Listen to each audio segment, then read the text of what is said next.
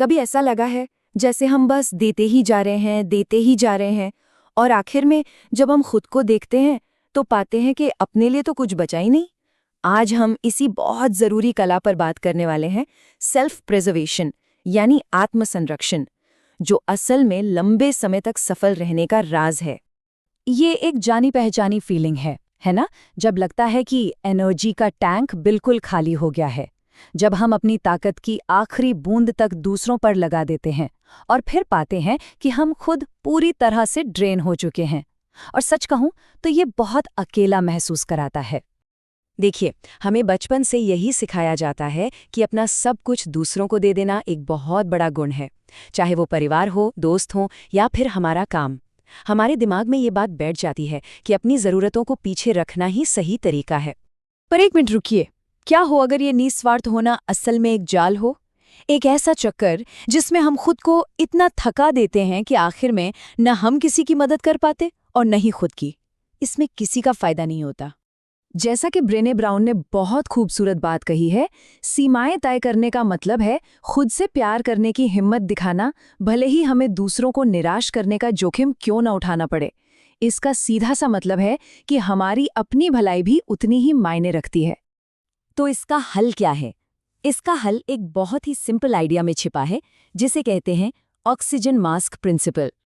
आप जानते हैं, जैसे हवाई जहाज में हमें इमरजेंसी के वक्त पहले खुद का ऑक्सीजन मास्क लगाने को कहा जाता है, लाइफ में भी बिल्कुल वैसा ही है।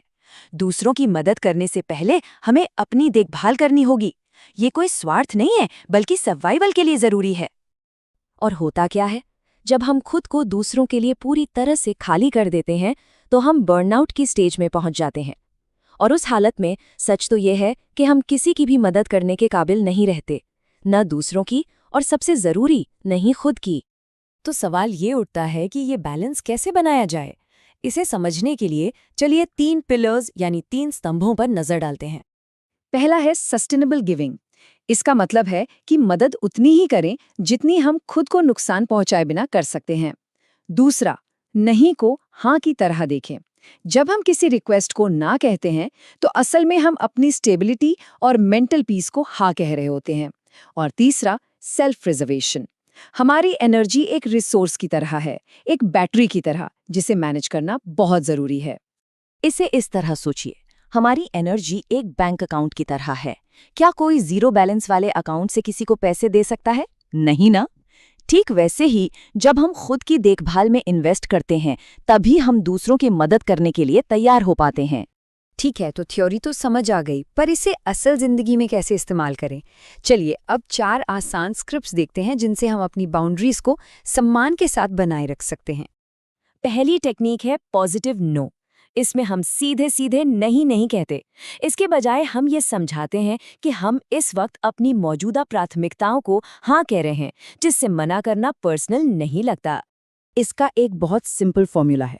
पहले रिक्वेस्ट के लिए शुक्रिया अदा करें, फिर अपनी बाउंड्रीज साफ साफ बता दें और आखिर में अगर हो सके तो कोई दूसरा ऑप्शन दे दें। यह तरीका पोलाइट भी है और असरदार भी।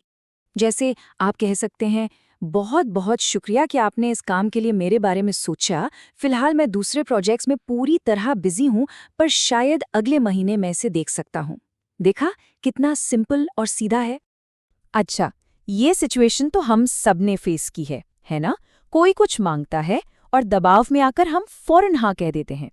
तो इसका इलाज क्या है? थोड़ा समय मांग लीजिए। बस इतना कहना है, मैं अपनी कैपेसिटी देखकर कल तक बताता हूँ। देखिए, ये छोटा सा पॉज हमें जल्दबाजी में लिए गए फैसलों से बचा लेता है। एक और कमाल की टेक्निक है डिजिटल सनसेट। मतलब दिन में कुछ घंटे तय कर लीजिए जब आप नॉन इमरजेंसी मैसेज का जवाब नहीं देंगे, और हमेशा सीधे और ट्रांसपेरेंट रहें। जैसे, मैं जो काम अभी कर रहा हूं उसमें अपना बेस्ट देना चाहता हूं, इसलिए मुझे इसे मना करना पड़ेगा।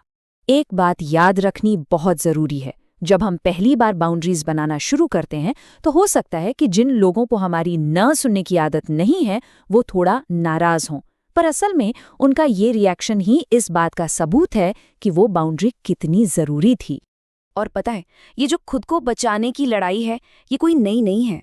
हजारों साल पुराना ज्ञान और आज की मॉडर्न साइकोलॉजी दोनों हमें एक ही बात सिखाते हैं। भगवद गीता हमें सिखाती है कि अपने धर्म यानी अपने रास्ते पर चलना बेहतर है, भले ही वो परफेक्ट ना हो। दूसरों की जिम्मेदारियों में खुद को उलझाने से अच्छा है कि हम अपने काम पर ध्यान दें। ये अपने ऊपर फोकस करने की बात है, स्वार्थी होने की नहीं। ठीक इसी तरह मॉडर्न साइकोलॉजिस्ट डोनाल्ड विनिकॉट ने फॉल्स सेल्फ के खतरे के बारे में बताया है। ये वो नकाब है जिसे हम दूसरों को खुश करने के लिए पहनते हैं। अगर हम हमेशा दूसरों के हिसाब से जिएंगे तो हम खुद को ही खो देंगे। ये टेबल बहुत अच्छे से दिखाती है कि कैसे हजारों साल पुराना ज्ञान और मॉडर्न साइकोलॉजी एक ही जगह आकर मिलते हैं। सेल्फ केयर, बैलेंस, पहचान दोनों का एक ही निचोड़ है, खुद को प्राथमिकता देना। स्वार्थ नहीं है, बल्कि दुनिया में असरदार ढंग से जीने के लिए जरूरी है। तो आखिर में ये सब एक चॉइस पर आके रुकता है। कोई इंसान वही बनता है जो वो बनने का फैसला करता है। तो सवाल यह है कि हम क्या बनना चुनते हैं?